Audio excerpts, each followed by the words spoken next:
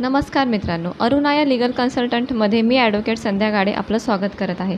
वेळ वाया न घालवता व्हिडिओला सुरुवात करूया. शहाबानो प्रकरण. शहाबानो प्रकरण हे एक महत्त्वाचे प्रकरण होते ज्याचा मुस्लिम महिलांच्या हक्कांवर मोठा परिणाम झाला. या प्रकरणामध्ये फौजदारी प्रक्रिया संहितेच्या कलम 125 नुसार शहाबानोने तिच्या पतीकडून आर्थिक मदत मागितली होती.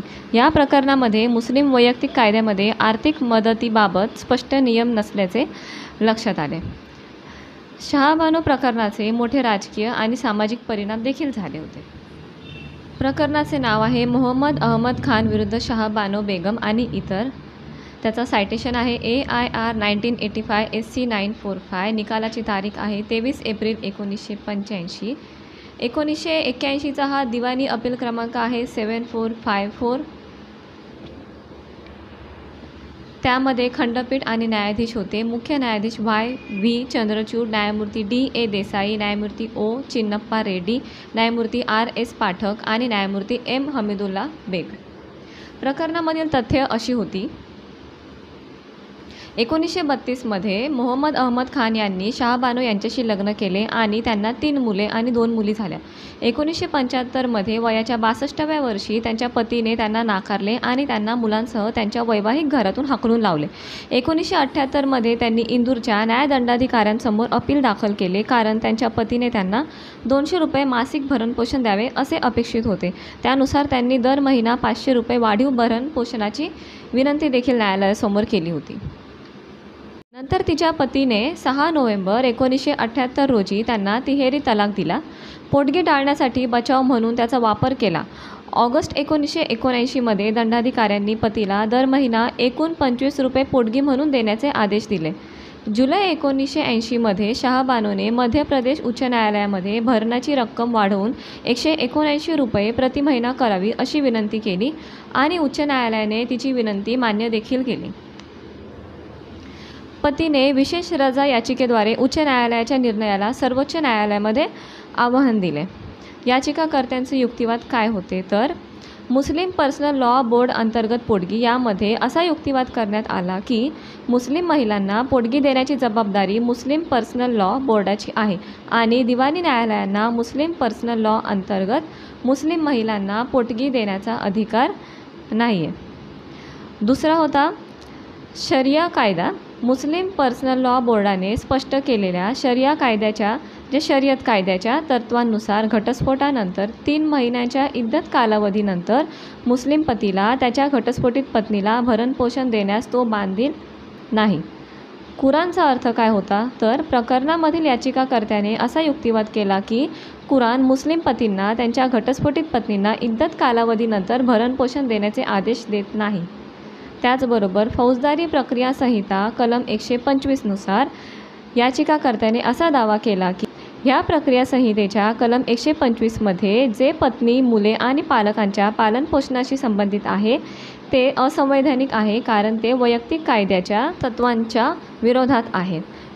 प्रतिवादीचे युक्तिवाद काय होते तर प्रतिवादीकडून असा युक्तिवाद करण्यात आला की घटस्फोटानंतर पत्नीला पोटगी देण्याची जबाबदारी पतीवर येते कारण तिच्यासाठी उदरनिर्वाहाचे कोणतेही साधन शिल्लक नाही. प्रतिवादींनी बाई ताहिरा विरुद्ध अली हुसेन फिदल्ली चोथिया आणि फजलुनबी विरुद्ध के खादरवली 1980 या खटल्याचा आधार घेतला ज्यामध्ये न्यायालयाने मुस्लिम महिलांना 125च्या अर्जाबाबतची भूमिका निश्चित केली. सर्वोच्च न्यायालयाने असा निकाल दिला की फौजदारी प्रक्रिया संहितेच्या कलम 125 सर्व नागरिकांना त्यांचा धर्म कोणताही असो भेदभाव न करता लागू होते. संहितेच्या कलम 125 पोटकलम 3 मुस्लिमांनाही लागू होते. कलम 125 आणि मुस्लिम वैयक्तिक कायद्यामध्ये कोणताही संघर्ष झाल्यास 125ला प्राधान्य दिले जाते यावर भर देण्यात आले. शहाबानो प्रकरणाचा निकाल काय लागला तर संपूर्ण कायदेशीर प्रक्रियेनंतर सर्वोच्च न्यायालयाने शहाबानो प्रकरणामध्ये अखेर असा निर्णय दिला की घटस्फोटित पत्नी स्वतःचे पालन पोषण करू शकली तर पतीचे कायदेशीर बंधन संपुष्टात येते. तथापि जर पत्नी इद्दत कालावधीनंतर स्वतःचे पालन पोषण करू शकली नाही तर हे बंधन पुन्हा लागू केले जाईल आणि तिला फौजदारी प्रक्रिया संहितेच्या कलम 125 अंतर्गत भरणपोषण आणि पोटगी मिळण्यास ती पात्र असेल. त्याचप्रमाणे न्यायालयाने असा निष्कर्ष काढला की मुस्लिम वैयक्तिक कायद्यात नमूद केल्याप्रमाणे घटस्फोटित महिलेला स्वतःचे पालनपोषण करण्यास असमर्थ असलेल्या मुस्लिम पतीचे पालनपोषण करण्याची जबाबदारी इद्दत कालावधीनंतरही वाढलेली आहे. सर्वोच्च न्यायालयात शहाबानूचे नेतृत्व कोणी केले होते तर तिचे प्रतिनिधित्व डॅनियल लतिफी यांनी केले होते, ज्यांनी मुस्लिम महिला 1986च्या वैधतेलाही आव्हान दिलेले होते.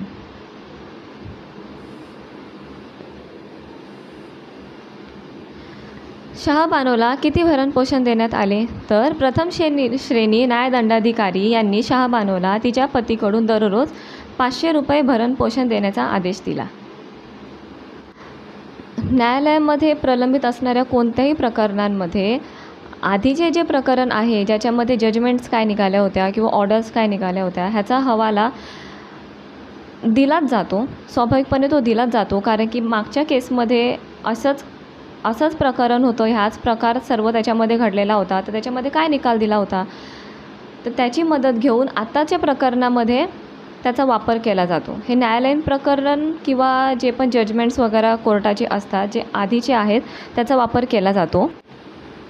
कायद्याचा अभ्यास करणारे जे पण विद्यार्थी आहेत किंवा जे पण वकील बांधव आहेत किंवा कोणीही सर्वसामान्य जे पण नागरिक आहेत त्या प्रत्येक व्यक्तीला अशी न्यायालयीन प्रकरणं जी आहेत ती एकदा तरी कानी पडतात किंवा त्यांनी ते जाणून घेण्याचा प्रयत्न केला पाहिजे, जेणेकरून नंतर त्यांना ह्या सर्व गोष्टींचा उपयोग होईल. जसं हे 125चा मेंटेनन्स होता, जो आपण फक्त मेंटेनन्स वाचतो, पण त्याच्यामध्ये नेमका प्रकरण काय होतं किंवा काय काय गोष्टी घडल्या होत्या, त्याचा न्यायालयाने डिसिजन काय दिला, ह्या सर्व गोष्टी खूप महत्त्वाच्या असतात. अशाच महत्त्वपूर्ण माहितींसाठी चॅनलला नक्की लाईक करा, शेअर करा आणि सबस्क्राईब करा.